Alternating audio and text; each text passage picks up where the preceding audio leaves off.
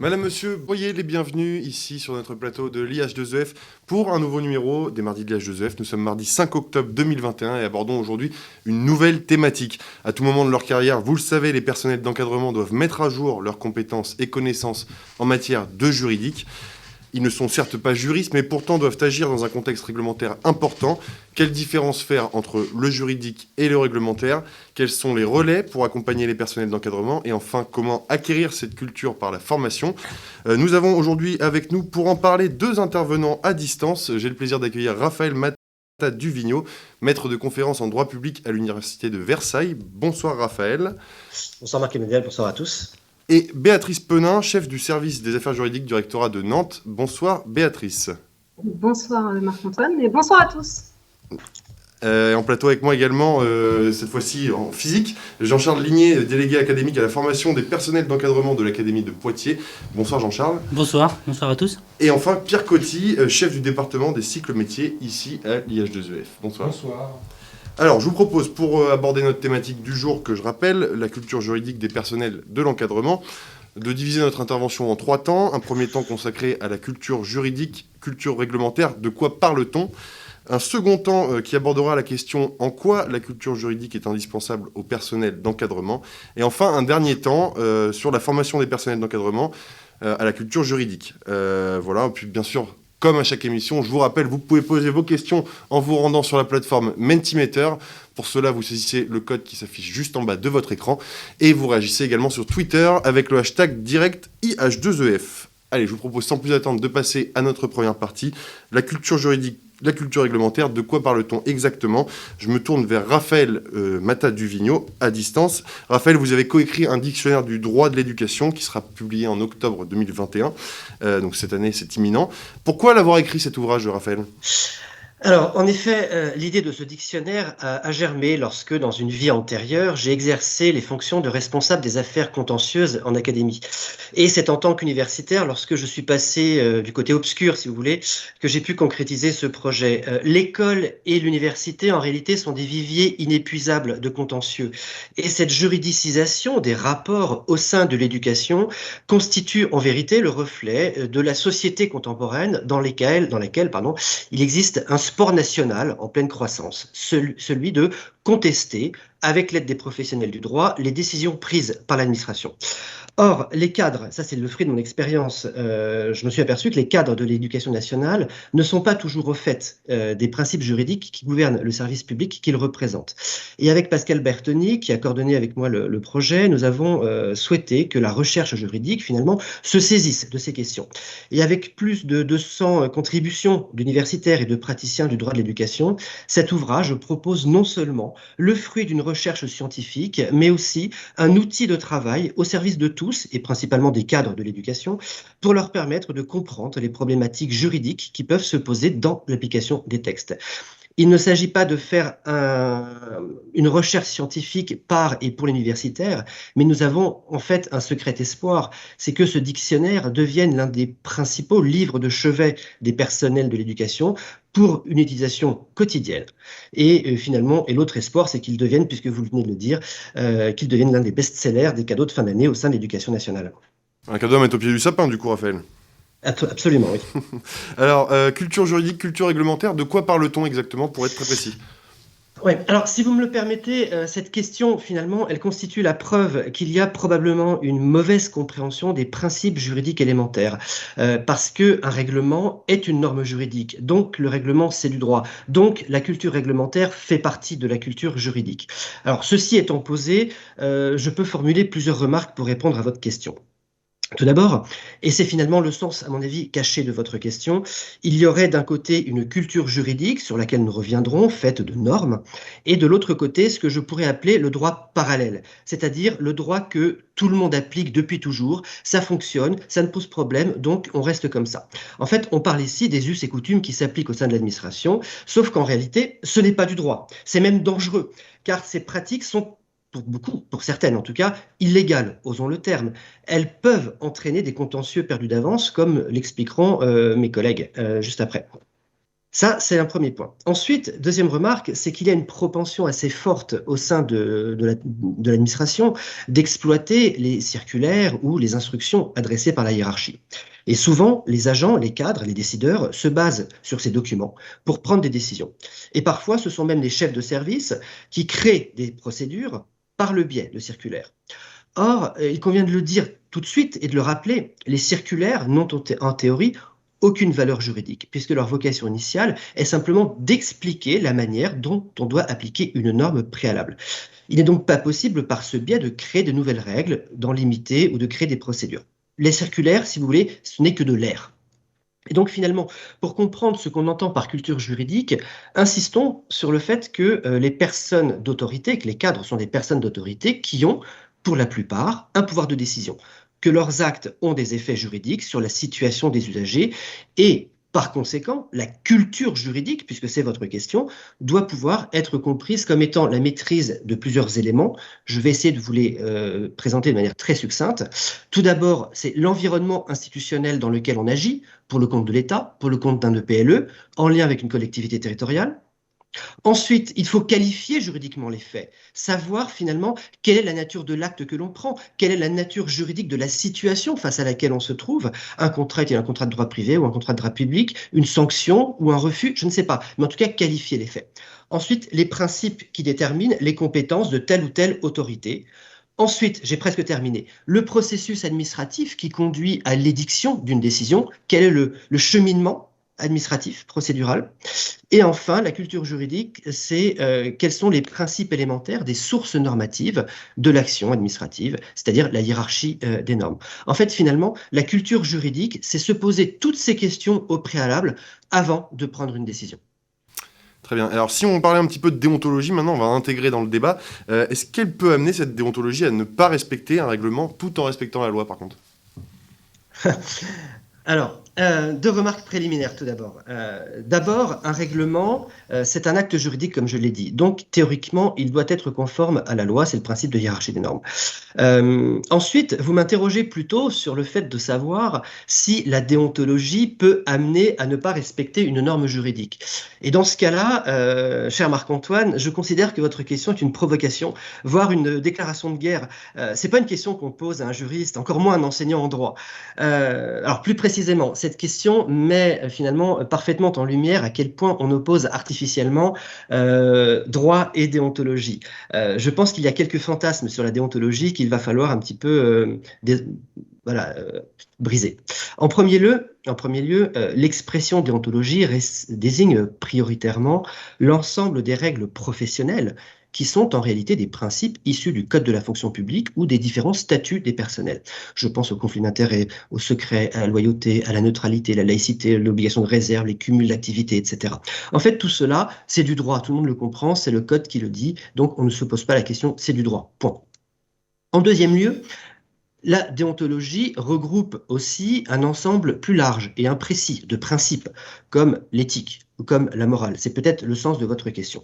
Or, je le dis tout de suite, ce ne sont pas des sources du droit, et nous nous adressons finalement aujourd'hui à des agents de l'administration qui sont soumis à un certain nombre d'obligations.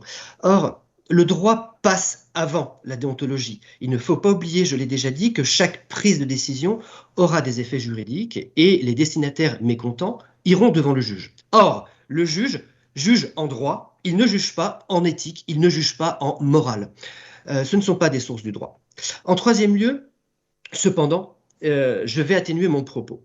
Il existe des situations complexes qui font émerger le fait que le droit ne prévoit pas toujours tout. C'est une réalité, j'en suis conscient, il faut le savoir. Et Béatrice en parlera, je pense, mais à un moment donné, le personnel d'encadrement, quel qu'il soit, il devra, tel Alexandre le Grand, prendre son épée et trancher le nœud gordien, c'est-à-dire décider, prendre position. Et la question est la suivante. Il doit se poser: quel est le processus intellectuel que je dois suivre pour parvenir à la bonne décision? Mais qu'est-ce qu'une bonne décision? En fait, parfois, on peut aller contre une injonction normative parce que les circonstances de l'espèce, c'est l'expression consacrée, le commandent. Des décisions juridiquement fausses seront bonnes, entre guillemets, car elles correspondront à une situation particulière. Elles permettront, et c'est ça qui est important, de trouver une issue pacifique à une situation complexe. Et dans ce cas-là, le juge prendra en considération le contexte d'un dossier, mais pas les valeurs, pas l'éthique du décideur. Ça, c'est très important. Et il faut d'abord déterminer donc finalement ce que dit le droit, et ensuite, s'il y a un dilemme, savoir adapter sa réponse aux circonstances. Il y a donc un principe aussi qui s'applique souvent en réalité, et ça on le verra tout à l'heure, c'est le bon sens ou le discernement. Et en vérité, je tiens vraiment à le souligner, c'est que la déontologie s'abreuve dans la morale, mais elle est sanctionnée par le droit. Et pour conclure sur votre question, Marc-Antoine, en fait, il est difficile de répondre pour un juriste positivement à cette question, mais il y a malgré tout un certain nombre d'exceptions. Alors soyez rassuré, Raphaël, pour ma dernière question, je ne viendrai pas en guerre, mais plutôt en paix en vous posant cette question. Quels enjeux pour l'encadrement en matière de culture juridique ? Alors, effectivement, guerre et paix, de toute façon, c'est toujours le cycle de la vie. En fait, j'ai un magnifique souvenir, pour répondre à votre question, j'ai un souvenir d'une session de formation à l'ESN, je parle d'un ancien temps, que les moins de 20 ans ne peuvent peut-être pas connaître, mais un cadre en formation a eu, en début de séance, une fois, une phrase magique, je vous l'ai dit, vous pouvez me dire tout ce que vous voulez, mais moi, le droit, je m'en fiche.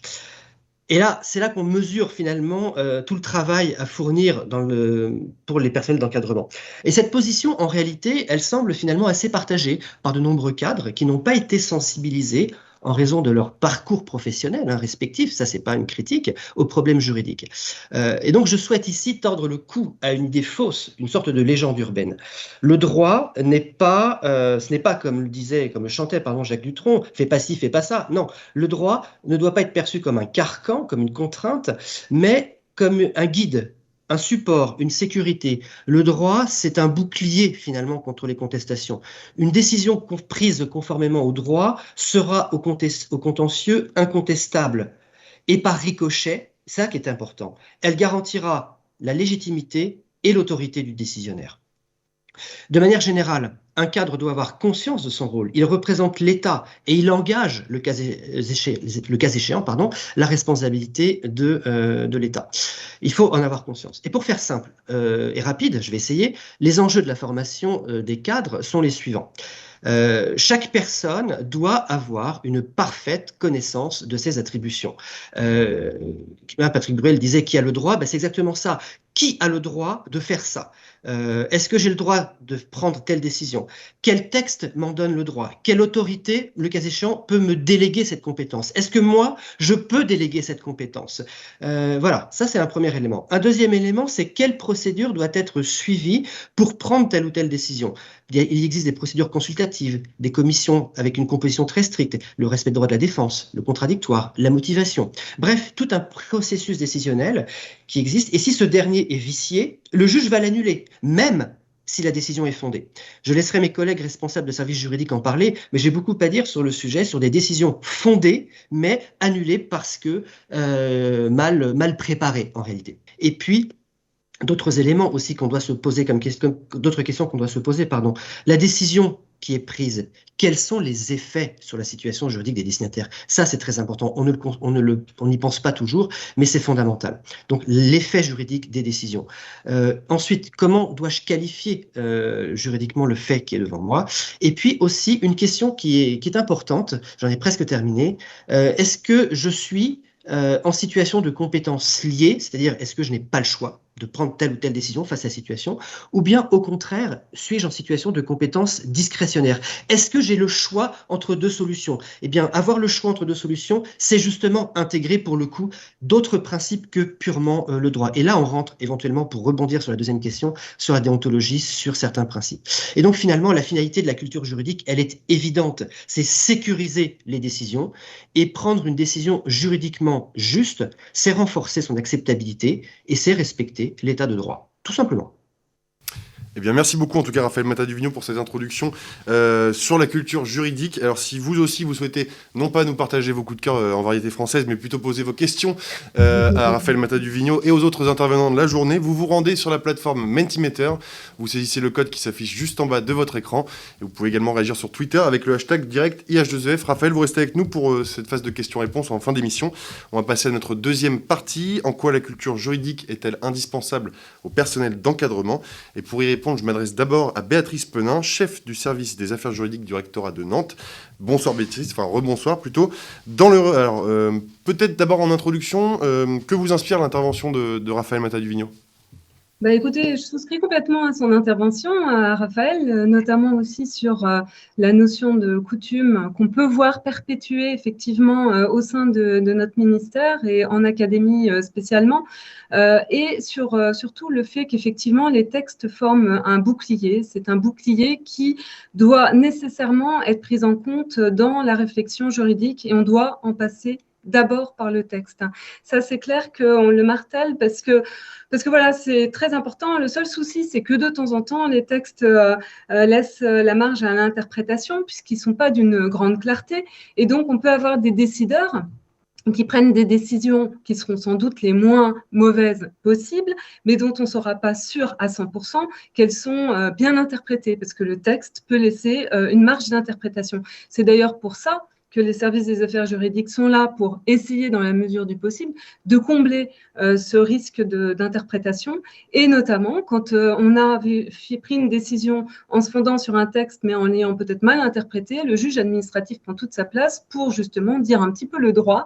Et donc, on accompagne les différents décideurs en faisant aussi des panoramas de jurisprudence pour leur dire comment les juges ont décidé par rapport à des textes qui seraient un petit peu difficiles à comprendre.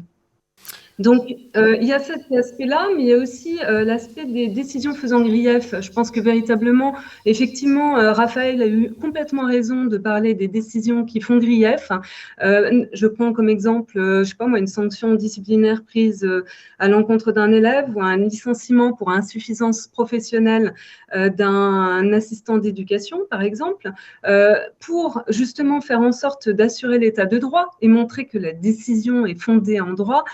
Il faut effectivement la motiver en fait et en droit. Et le fait de poser les règles qui nous ont inspirés pour poser la sanction est de nature aussi à rassurer celui qui est destinataire de la sanction. Il se rend compte que tout a été fait dans les règles de l'art.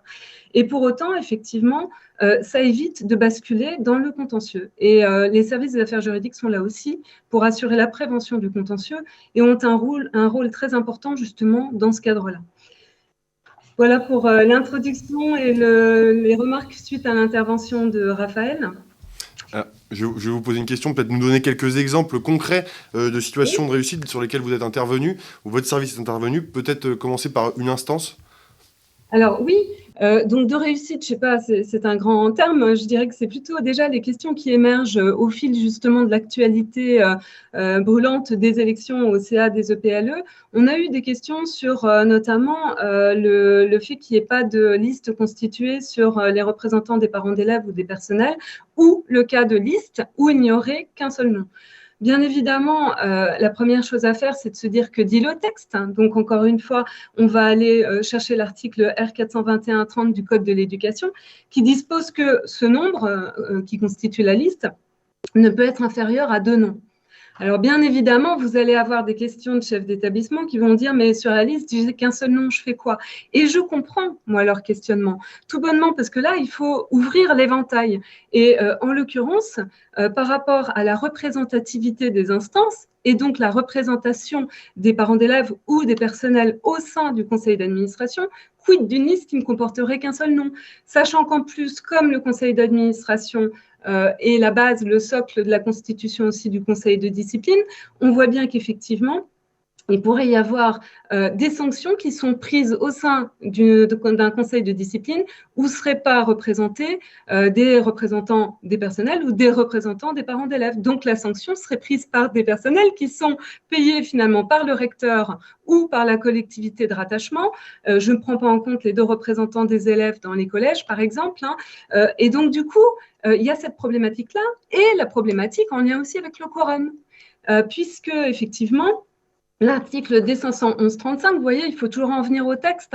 Et ceux-là, ils ne sont pas bien compliqués à chercher. Il suffit juste d'aller dans Légifrance, Code de l'éducation, faire des recherches par mots-clés, et on peut les trouver même sur Google.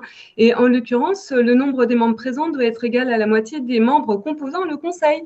Mais quid si, effectivement, il y a un défaut de représentation d'un collège au sein du conseil d'administration?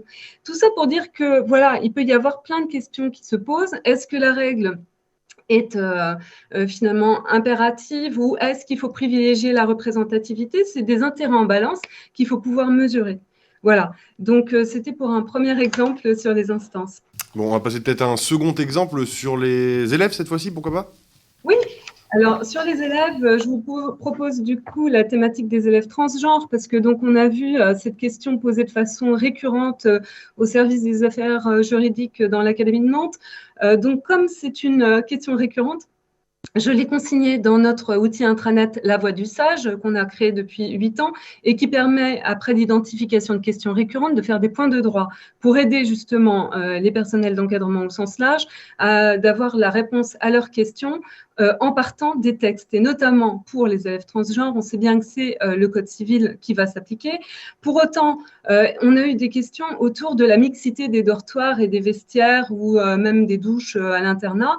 Et on voit bien qu'effectivement, il y a un principe d'absence de mixité dans les internats, on comprend bien pourquoi. Cependant, ce qui est complexe dans cette appréciation, c'est que la période de transition peut être longue pour un élève. Et en l'occurrence, il peut y avoir effectivement une période de discordance qui est ressentie entre donc l'identité perçue de la personne et ses papiers d'identité, son état civil. Donc du coup, effectivement, quelle solution on va apporter? Bien évidemment, on va prendre les dispositions du Code civil. Je ne vais pas m'étendre dessus parce que le temps est compté. Mais pour autant aussi, on va peut-être prendre en compte des éléments relatifs justement à la détresse psychologique que peut ressentir ces élèves qui sont véritablement en transition et de faire en sorte aussi de ne pas être affublé de transphobie, parce que ça peut être aussi le cas dans des situations comme celle-ci. Et donc, du coup, il est préconisé d'avoir un environnement inclusif avec la possibilité justement d'utiliser l'usage d'un pronom approprié ou un nom d'usage sur des documents non officiels interne à l'établissement. Je ne parle pas d'un diplôme, par exemple du bac. Et donc, véritablement, voilà pour un exemple précis concernant des élèves. Puis on va terminer avec un exemple concernant les personnels, peut-être? Oui, alors les personnels, je vais faire très rapidement, en fait, tout bonnement, parce que je pense que de temps en temps, effectivement, le texte est un support, mais la réponse n'est pas forcément à être émise en ne réfléchissant qu'en droit. Je prends l'exemple du congé de proche aidant, qui est un congé qui est apparu par le décret du 8 décembre 2020, donc quand même assez récent. Et en l'occurrence, il y a un service de gestion de personnel qui me disait, elle m'exposait la problématique d'une personne qui a une maman placée en EHPAD, donc une personne âgée, plutôt dépendante, et qui faisait l'objet de visites périodiques par sa sœur située à proximité de l'EHPAD, mais qui elle-même a contracté une maladie qui nécessite des traitements lourds et qui ne permettent donc plus d'assurer justement les visites auprès de la femme placée en EHPAD. Et donc, du coup, cette enseignante qui habite à 800 km de là où se situe sa maman demandait à bénéficier d'un congé de proche aidant. Quand on regarde le texte, effectivement, il y a la possibilité d'obtenir une réduction du délai d'octroi de ce congé, notamment, je cite, en cas de cessation brutale de l'hébergement en établissement dont bénéficiait la personne aidée. On n'est pas dans ce cas-là, parce qu'elle est toujours placée en EHPAD. Mais moi, la première question qui m'est arrivée, c'est de me dire, est-ce qu'il y a des difficultés de remplacement sur cette discipline, en particulier, là où est situé l'établissement? Il n'y en avait pas. Est-ce que l'agent perd sa rémunération pendant qu'il est placé en congé de proche aidant? Bien évidemment, donc il n'y a pas d'impact financier pour la collectivité, pour notre collectivité.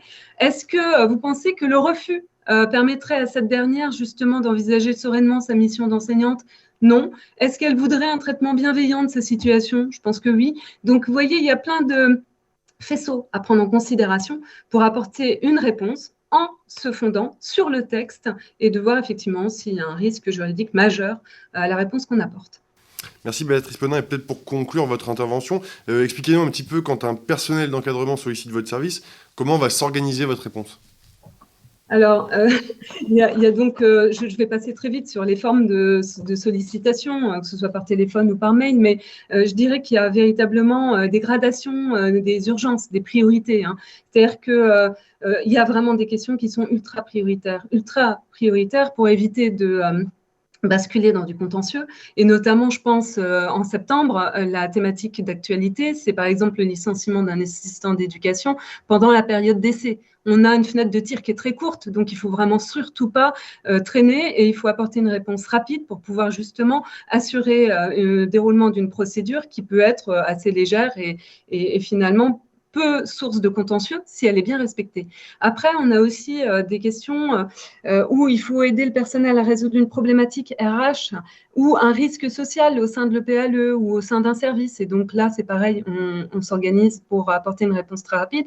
Idem pour, et Raphaël l'a rappelé, pour apporter une étiquette juridique aux faits qui se sont déroulés dans un établissement ou dans un service ou à l'occasion d'une inspection par un inspecteur pour justement savoir quelle est la procédure qu'on va dérouler. Après, il y a des questions qui sont beaucoup plus, qui ont une incidence juridique peu forte qui ferait s'apparenter les sages à un service de documentation, ce qui, je pense, n'est pas.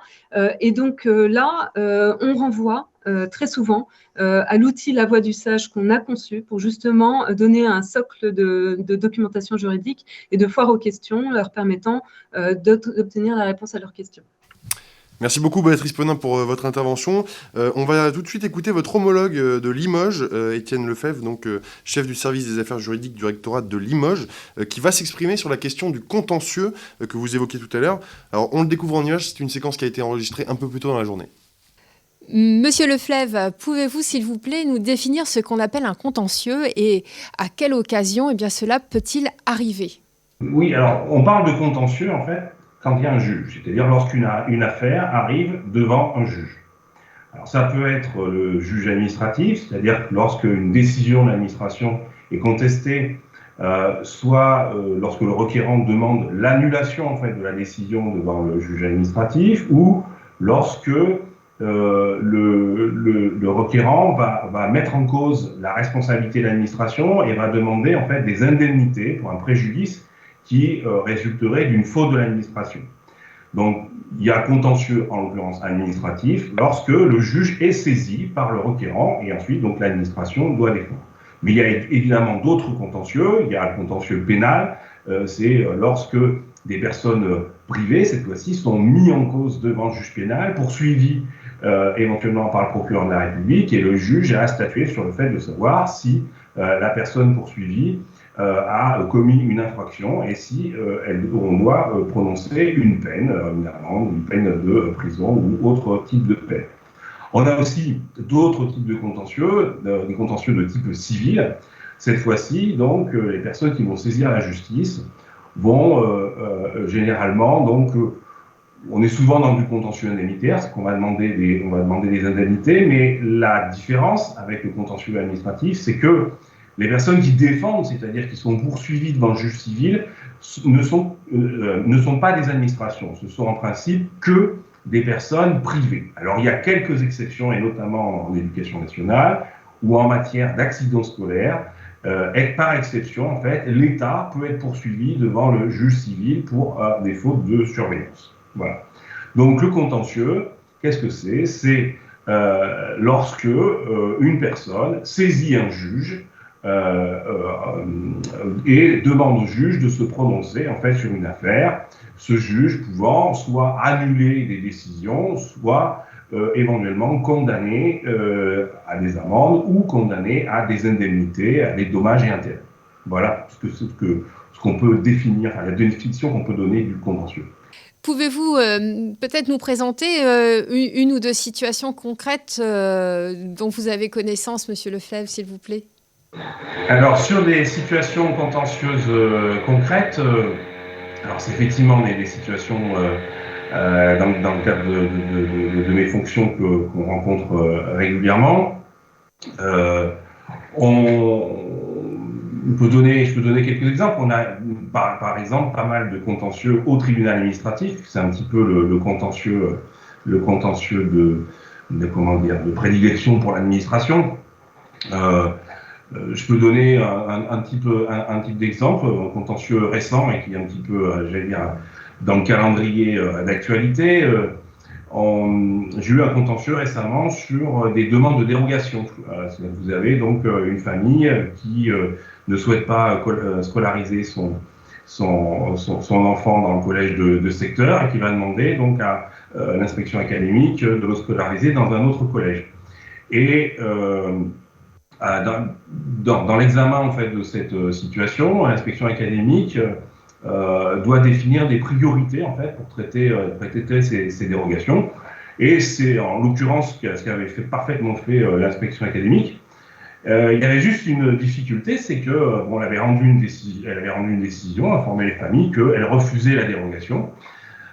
Toutefois, il y a un élément un petit peu de base du droit des actes administratifs qui n'avait pas été envisagé par l'inspection académique, c'est que le refus devait être motivé. C'est-à-dire que sur certaines décisions, on doit faire figurer les motifs de la décision. Donc la décision était parfaitement légale au fond, il n'y avait pas de souci, mais sauf que si on l'avait laissée en l'état, eh bien le juge l'aurait annulée pour un motif de forme et ça aurait entraîné ensuite une conséquence pour l'administration, c'est de reprendre une décision.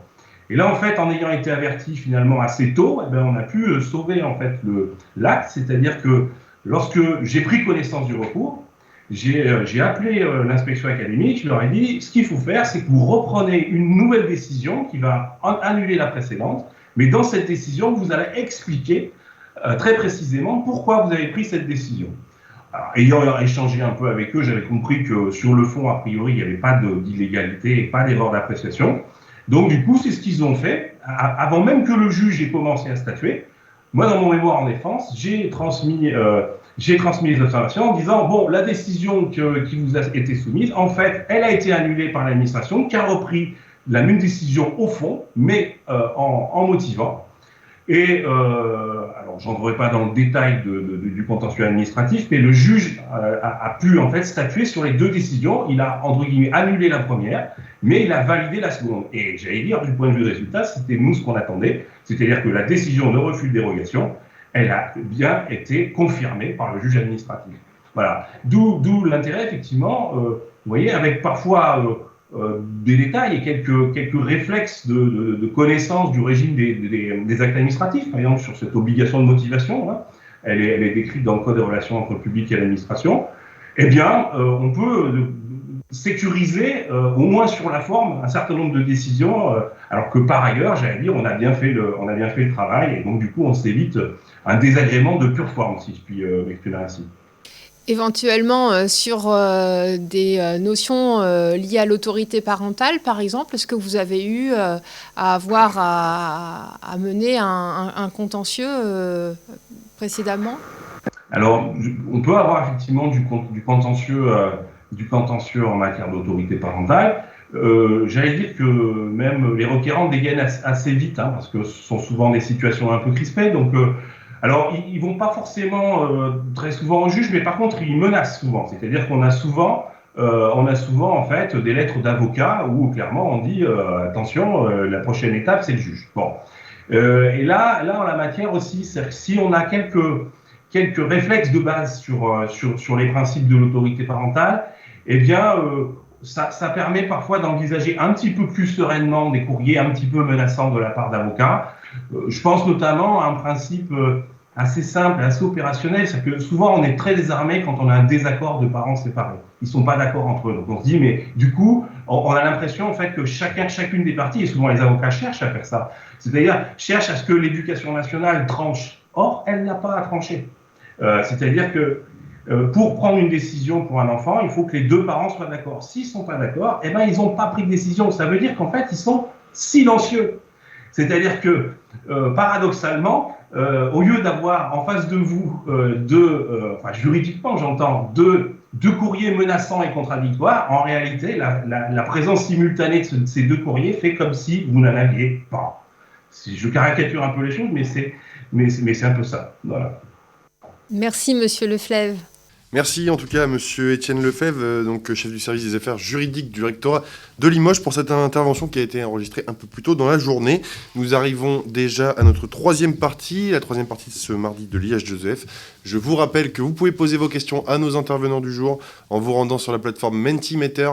Vous rentrez le code qui s'affiche juste en bas de votre écran et vous réagissez également sur Twitter avec le hashtag direct IH2EF. Nous consacrerons 10 minutes en fin d'émission pour répondre à vos différentes questions. Bien, donc notre troisième temps est consacré à la formation des personnels d'encadrement à la culture juridique. Nous avons 2 intervenants pour en parler en plateau, à commencer par vous, Jean-Charles Ligné, délégué académique à la formation des personnels d'encadrement de l'Académie de Poitiers. Jean-Charles, une première question. À travers les différents témoignages que vous avez entendus depuis tout à l'heure, nous voyons une certaine importance d'acquérir une culture juridique pour les personnels d'encadrement. Comment mettez-vous en œuvre cette formation à l'échelle académique ?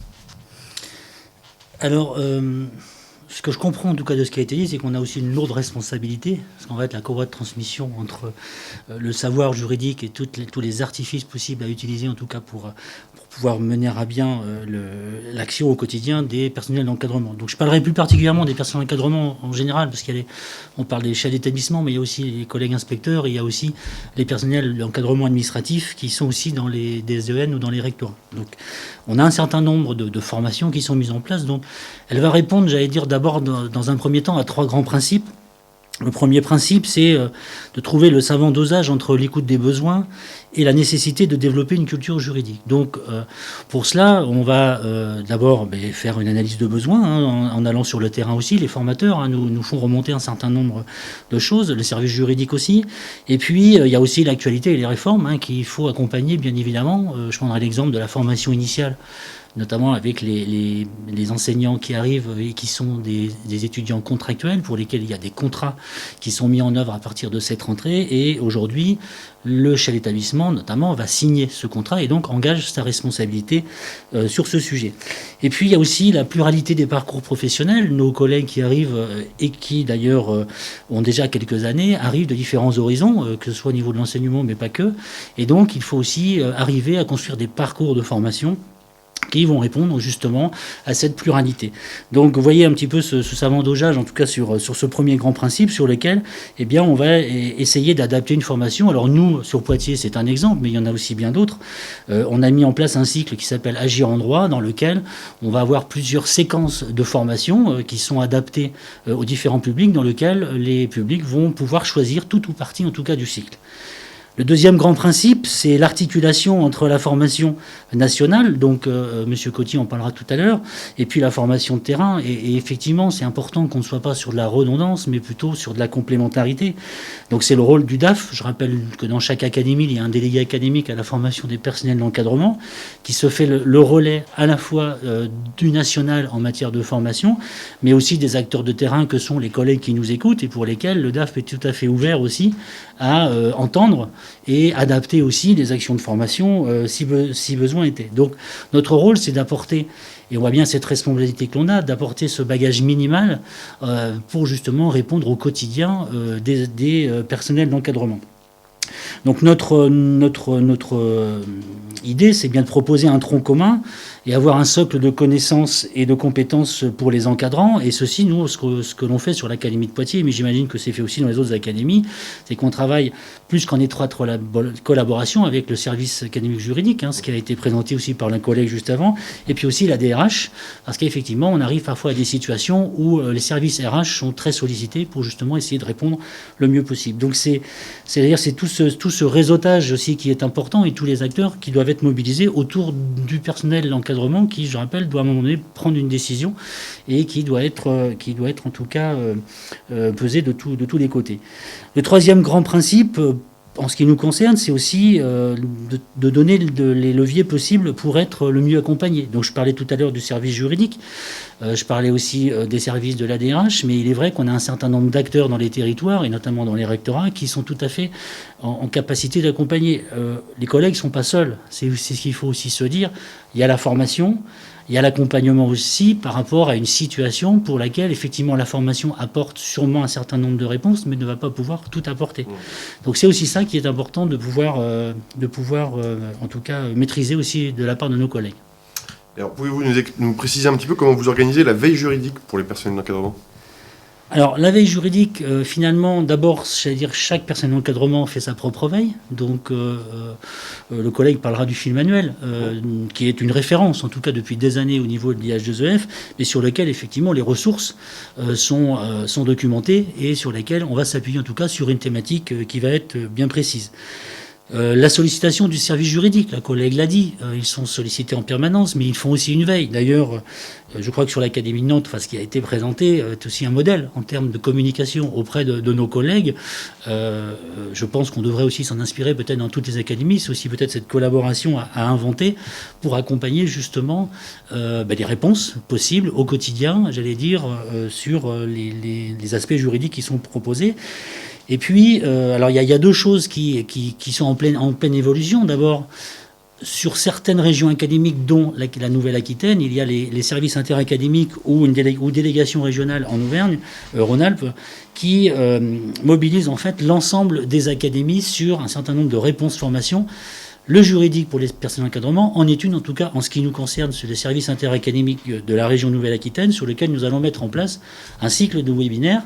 Parce que la réponse formation, ça peut être à la fois de la formation lourde, mais ça peut être aussi des formations courtes, type ce qu'on fait aussi un petit peu ce soir, et sur lesquelles, sur un sujet bien précis, si tout à l'heure je parlais des contrats par exemple, et la responsabilité du chef d'établissement sur la multiplicité des contrats qui existent dans un EPLE, eh bien on peut envisager de mettre un thème exclusivement sur ce sujet. Donc on peut bien évidemment en envisager d'autres. Donc finalement, cette veille, elle n'est pas organisée en tant que telle, mais on apporte un certain nombre d'éléments de réponse.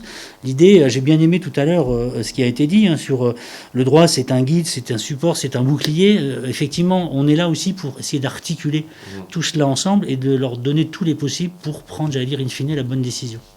Merci Jean-Charles Ligné. Alors justement, c'est un sujet qui fait pas mal réagir. Il y aura des questions pour vous juste après, quand on va passer à une phase de questions-réponses. Mais avant ça, je vais donner la parole à Pierre Coty. Vous êtes chef du département des cycles métiers ici, à l'IH2EF. Concrètement, quelles sont les formations proposées par l'IH2EF pour acculturer les personnels d'encadrement, d'abord en formation initiale, et puis on s'intéressera ensuite à la formation continue. Un des rôles de l'IH2EF, c'est d'organiser la formation initiale des cadres.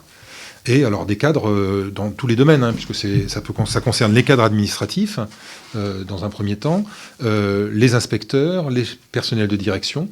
C'est aussi accompagner les transitions professionnelles de ces cadres quand ils changent de métier. Pour donner quelques exemples sur la formation, les parcours de formation des inspecteurs des premiers et second degrés ont une partie qui concerne le juridique. L'enjeu pour tous ces cadres, ça a été évoqué plusieurs fois depuis le début de cette émission, c'est bien de créer une culture commune pour pouvoir permettre aux cadres d'identifier le contexte dans lequel ils doivent agir pour prendre des décisions, et des décisions qui sont des décisions dans un cadre sécurisé pour eux, sécurisé pour l'institution, mais avant tout sécurisé pour les agents et les usagers du service public de l'éducation auquel nous contribuons tous. Donc, quelques exemples pour les inspecteurs du premier et du second degré. Par exemple, il va y avoir des éléments sur le cadre, les aspects réglementaires et les aspects de contrôle.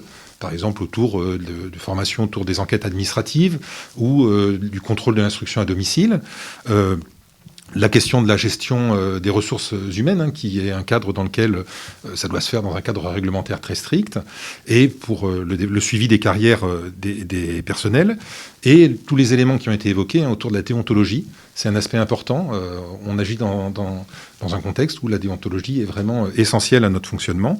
Pour les personnels de direction, on va être, outre certains de ces éléments déjà cités, sur la question de la réglementation du fonctionnement d'un EPLE, par exemple. Il y a des actes juridiques à faire très régulièrement pour un chef d'établissement. Et c'est important qu'il soit fait pour que l'établissement fonctionne correctement. On a aussi, bien évidemment, tout ce qui est autour de la responsabilité et de la sécurité des biens et des personnes, qui est essentiel au fonctionnement d'un établissement.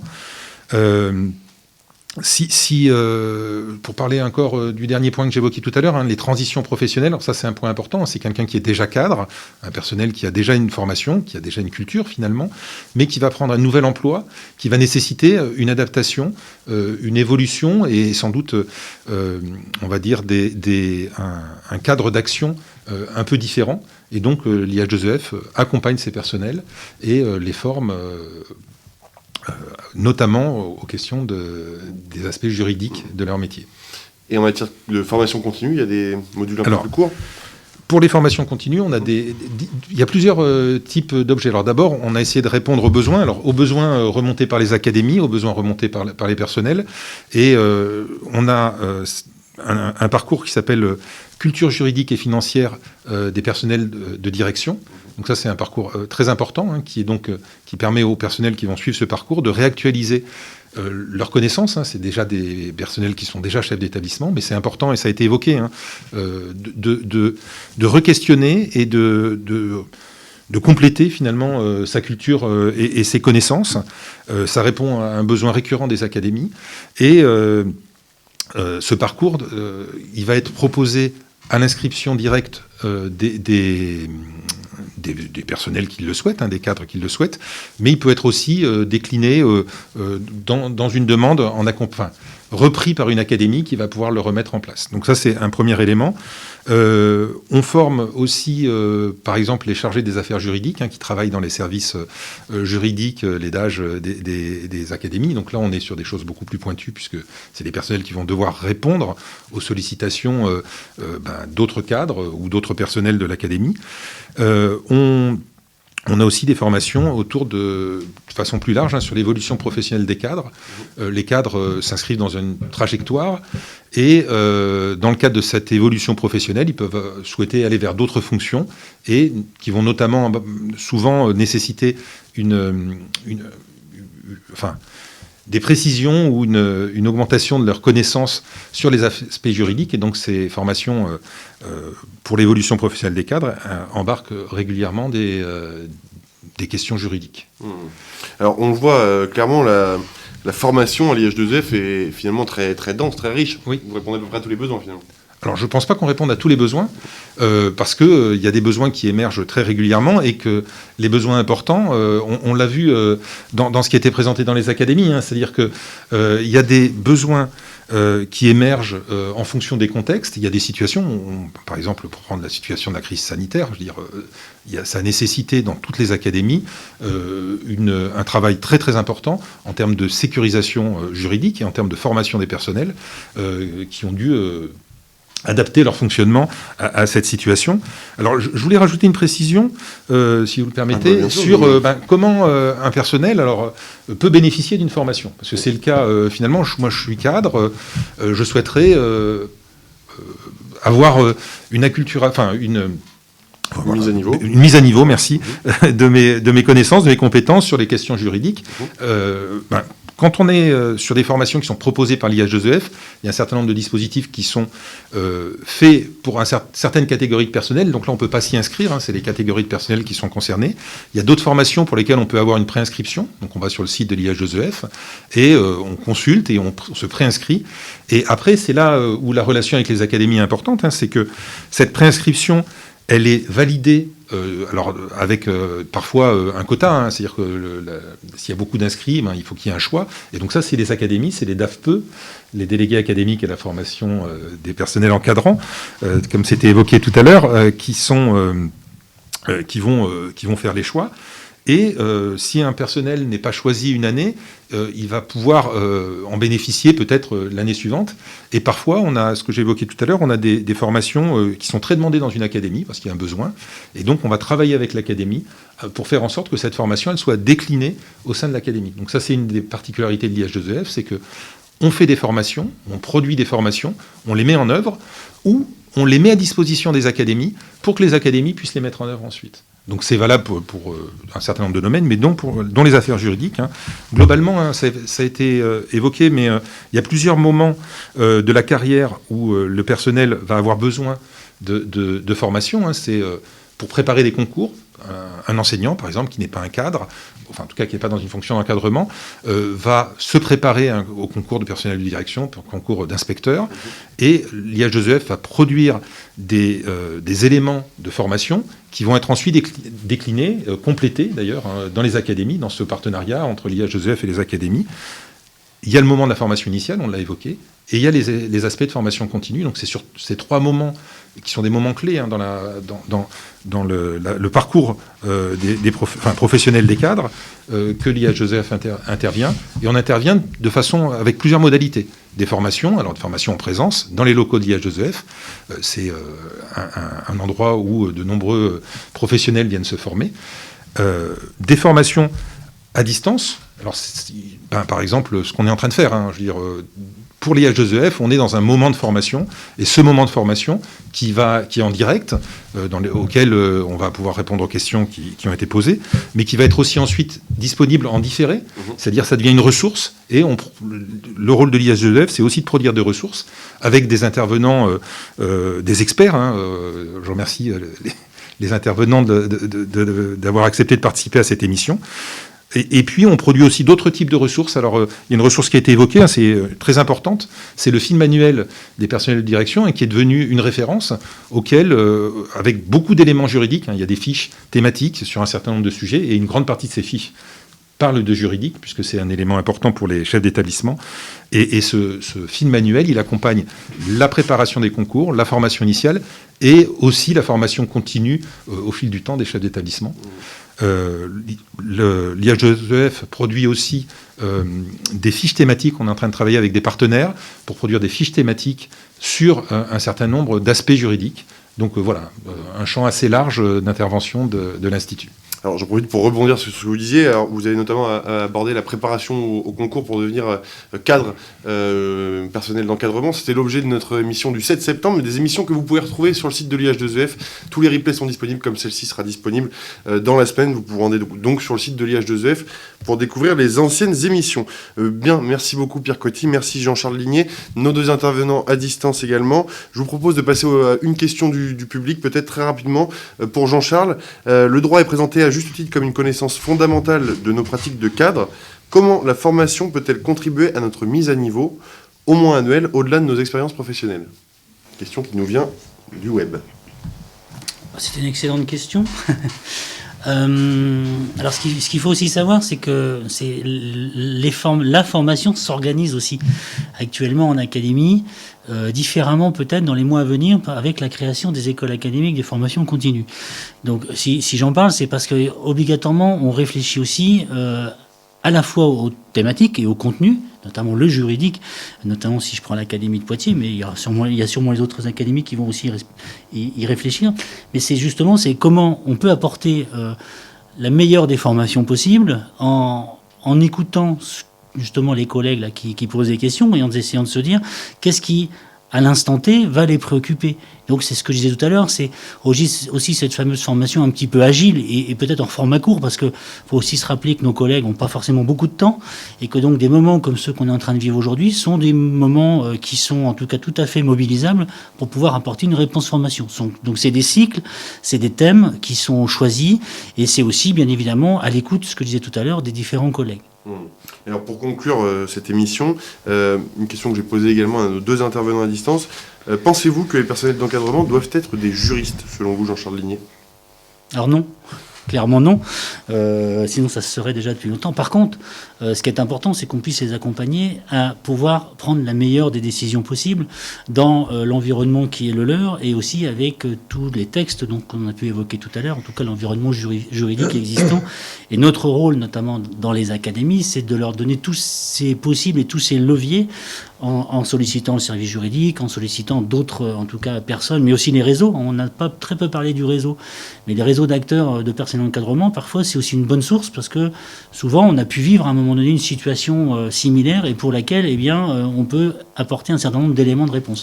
Donc non, ce ne sont pas, pour moi, des juristes. Par contre, ils doivent quand même maîtriser un certain nombre de textes et en tout cas de situations, de telle sorte qu'après, ils peuvent choisir, en tout cas, en connaissance de cause, comme on dit.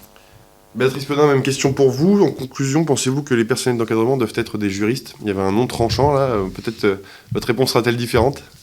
Alors oui, donc, moi je vais répondre comme Monsieur Ligné, non, parce que je pense que les personnels d'encadrement au sens large savent faire plein d'autres choses que ne saurait pas faire un juriste. Donc voilà, que effectivement des connaissances, elles peuvent être en cours d'évolution professionnelle acquises à travers les différentes formations et les outils mis en place dans les académies et les services des affaires juridiques. Je pense qu'il y aurait deux qualités à mettre en avant pour justement les personnels d'encadrement, c'est savoir se faire confiance. Je pense que véritablement, c'est important de savoir se faire confiance et de pouvoir aussi de savoir décider et de décider en confiance. Effectivement, comme le disait Monsieur Ligné, c'est de temps en temps les décisions les moins mauvaises qui soient, ou la meilleure, du moins celle qu'on puisse être la meilleure, mais de temps en temps, ça peut être que la moins mauvaise, on va dire, parce que c'est compliqué de temps en temps de décider. Donc, le niveau d'exigence, il faut de temps en temps le revoir, hélas, à la baisse. Mais quoi qu'il en soit, je pense qu'il faut véritablement considérer que le droit, personne ne connaît tout. Et les services d'affaires juridiques, on est en train de tout redécouvrir à chaque fois qu'on a une question qui change de celle qu'on a l'habitude d'avoir. Donc, il faut avoir un peu une commode avec des tiroirs et savoir tirer les tiroirs. Et dans ces tiroirs, il y a des notions, il y a des principes, il y a plein de petites choses. Et ces petites choses nous permettent, in fine, de raisonner à travers des textes qu'on connaîtrait moins, et voilà, pour régler des situations.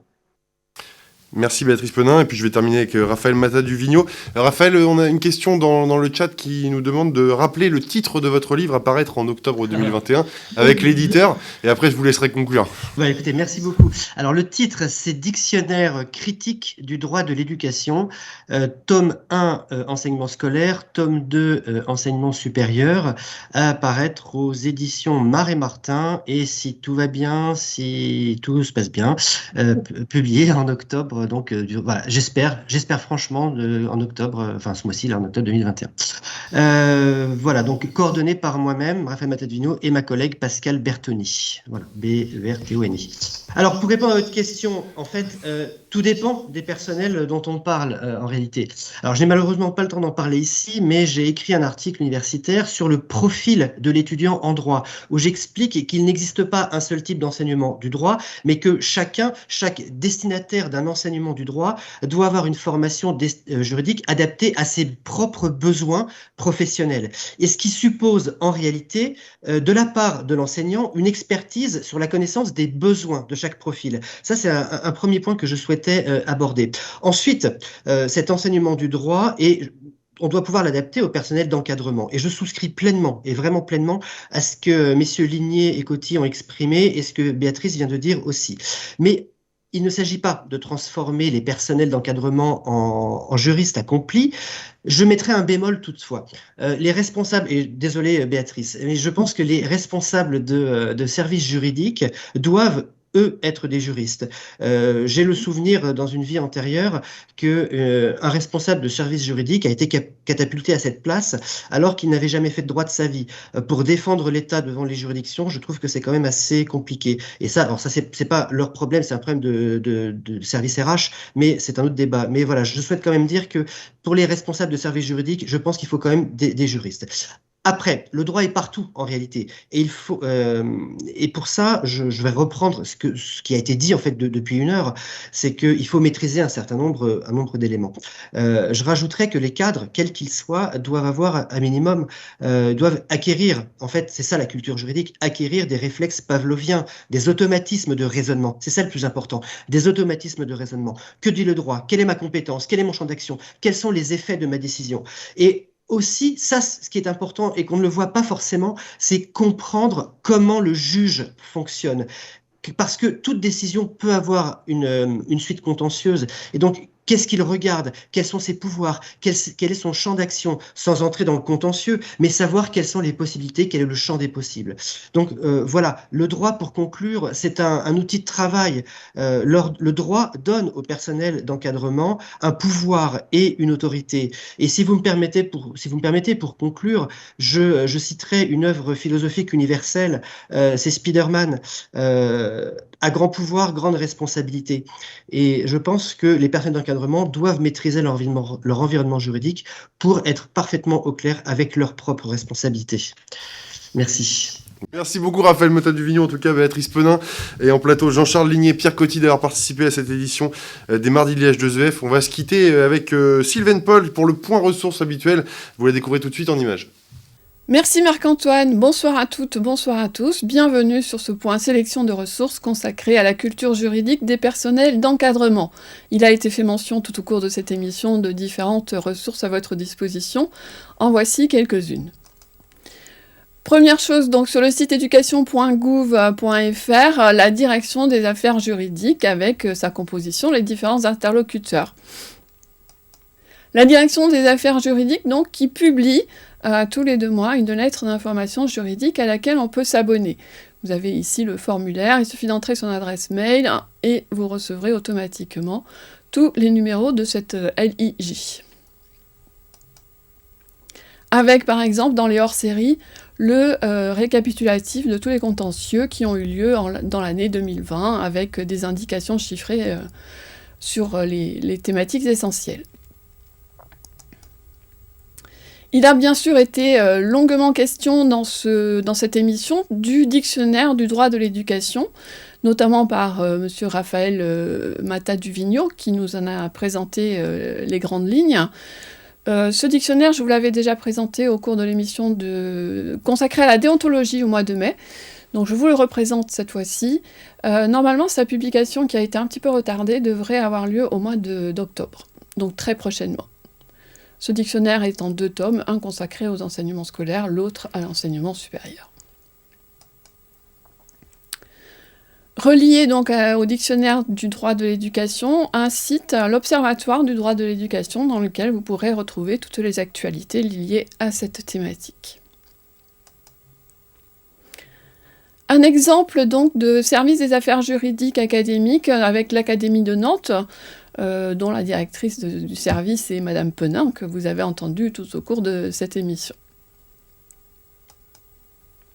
Quelques ouvrages à présent consacrés à cette culture juridique, notamment un guide pratique paru chez Gérézo, la responsabilité des enseignants et des personnels de l'éducation.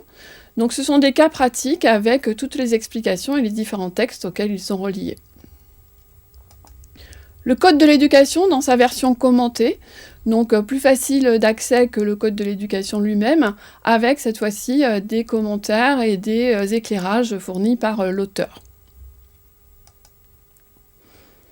Un ouvrage qui est paru l'année dernière et qui est précieux pour l'enseignement supérieur, donc c'est le droit de l'enseignement supérieur, dans lequel là aussi on retrouve les différentes problématiques, les contentieux, les différents problèmes qui peuvent apparaître dans l'enseignement supérieur et auxquels on propose des solutions et les textes de loi afférents. J'y faisais allusion tout à l'heure en vous présentant le dictionnaire du droit de l'éducation. Le replay consacré à la déontologie, donc sur la page des directs du site de l'IH2EF, dans lequel vous allez retrouver tous les replays de la saison dernière et les premiers numéros de cette saison.